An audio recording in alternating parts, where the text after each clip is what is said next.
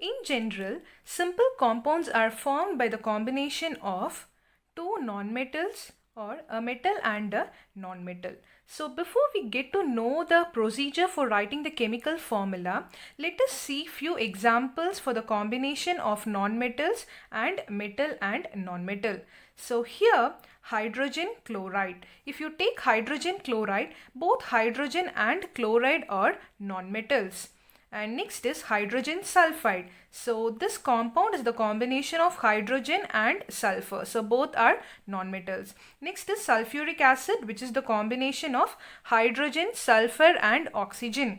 Next comes your nitric acid. So nitric acid is the combination of hydrogen and nitrate.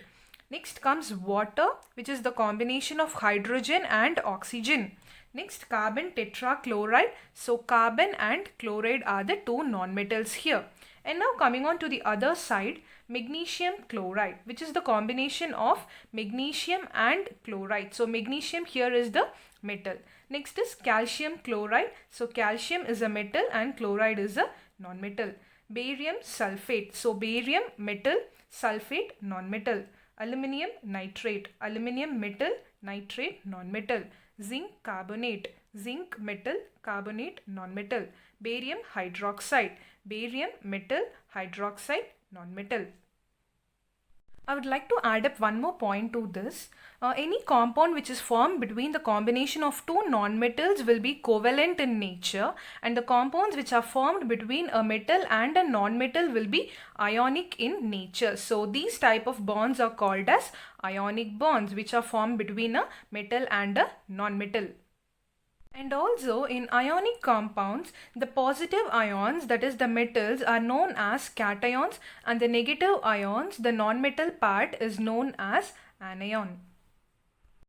Before we start to write the chemical formula, let us get to know few cations which will form the simple compounds. So cations are nothing but the positive ions which are present in the compound. So hydrogen, magnesium, calcium, barium, zinc, aluminium and sodium. These are some of the common cations which are present in the simple compounds. You may get confused that how come hydrogen, it is a non-metal, then how do we call it as a cation? In case if you have such question, no worries, I'll give you the answer. Though hydrogen is a non-metal, when it combines with another non-metal to form a simple compound, hydrogen will carry a partial positive charge. So because of that reason, we are considering it as a cation, but remaining all are metals and they form ionic compounds, so we can call them all as cations. And the next one is, I'll tell you how to write down these charges. It is so simple. First, what you have to do is just write down the valency of all these elements. So for hydrogen, the valency is 1, magnesium 2, calcium 2, barium 2, zinc 2, aluminium 3 and sodium 1.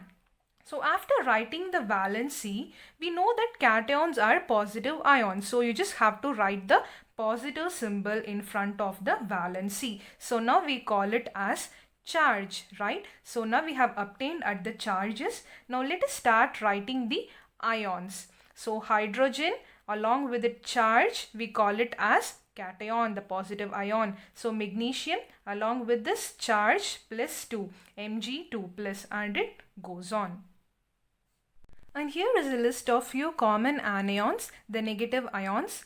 Chloride, which has the charge of -1, bromide, which has the charge of -1, fluoride F-, iodide -1, hydroxide OH -1, sulfide S-2, sulfate SO4 -2, nitrate NO3 -1, carbonate CO3 2-.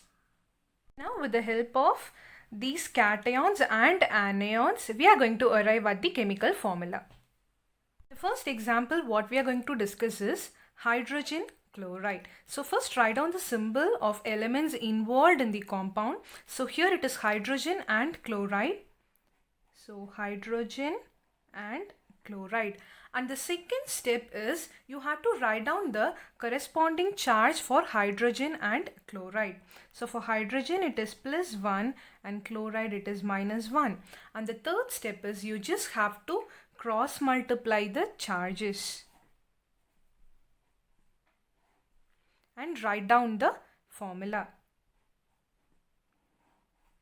You need not write this plus and minus while you're writing the formula. Here, both hydrogen and chloride are non-metals, so you need not represent as plus 1 and minus 1 all the time. We can write the formula in the other way as well. So, hydrogen, chloride, instead of writing plus and minus, you can simply write 1 each.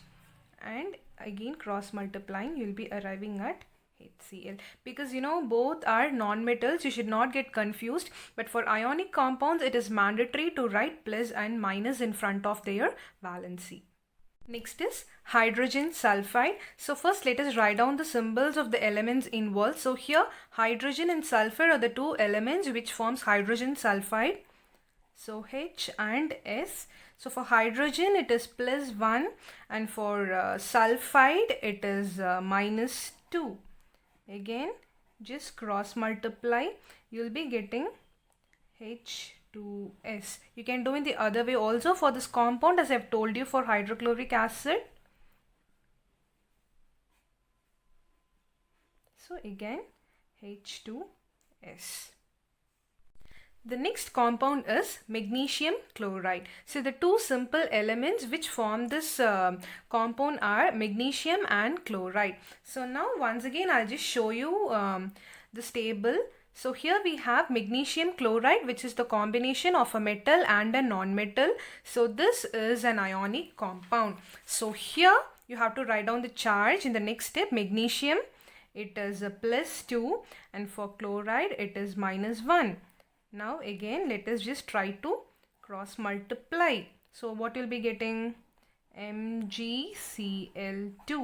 And for this particular compound you just can't write as 2 and 1 because it is an ionic compound. So you'll be having both positive and negative ions. So it's mandatory to represent with the charges in front. Sodium hydroxide. So here we have sodium and hydroxide ions. So in the previous examples we have seen that only one element was involved, right? But whereas here for the anion you have two elements, oxygen and hydrogen. So you'll be getting a bit confused while writing the formula. So what you do is just draw a bracket like this, because we have two elements, right? So you should not get confused while writing the formula. The next step is we have to write down the corresponding charges. So for sodium it is plus 1, and for hydroxide it is minus 1. So this again is an example of ionic compound because we have a metal and a non-metal combination. And the next step is you just have to cross multiply the charges. So it is NaOH, sodium hydroxide. Next is calcium sulfate. So here we have two ions, calcium which is a cation and sulfate which is anion. Next step we have to write down the charges. So for calcium it is plus 2, and for sulfate, look here, so it is SO4 2 minus, so the charge is minus 2. So here you will be writing as minus 2. And now we have to just cross multiply. You have to be very careful here. Look here, just draw a bracket as I've told you before. So calcium, it is 2, right? And SO4 as a whole you have to write this 2. So SO4 2. Now let us just check it out. Look here, both are having the value 2. So we can further simplify it, right? So we'll just simplify and write as CaSO4 because both the two will cancel, right? Next is aluminium nitrate, and here the positive ion is aluminium and the negative ion is nitrate. So let's write the symbol. For aluminium it is Al, and for nitrate it is NO3. So NO3, and the charge of aluminium is plus 3, and for nitrate it is minus 1. Just look if we can further simplify this ratio. No, we can't simplify because we have 3 and 1. So we can just directly cross multiply and you'll be getting AlNO3 NO3, and this 3 you'll be writing outside the bracket. Next is zinc carbonate. So the positive ion here is zinc and the negative ion here is carbonate. So for carbonate we'll be writing CO3. CO3. For your convenience we'll just write it in a bracket. So for zinc the charge is +2 and for carbonate it is -2. Just look for the charges here. We can further simplify, right? So we can just write as 1 because they'll get just cancelled. And now we just have to cross multiply with the simplified charges. So you'll be getting ZnCO3. Next is aluminium sulfate. So the positive ion here is aluminium and the negative ion is sulfate. So SO4. For aluminium the charge is +3 and for sulfate it is -2. We can't further simplify the charge because it is 3 and 2. So we'll just directly cross multiply now and you'll be getting Al2 SO4 3. I think now all are familiar of how to write the chemical formula. So kindly to follow this easy trick, then it will be easy for you to write down all the simple chemical formulas. If you think that you like my video, then kindly to subscribe my channel, and thank you for watching my video.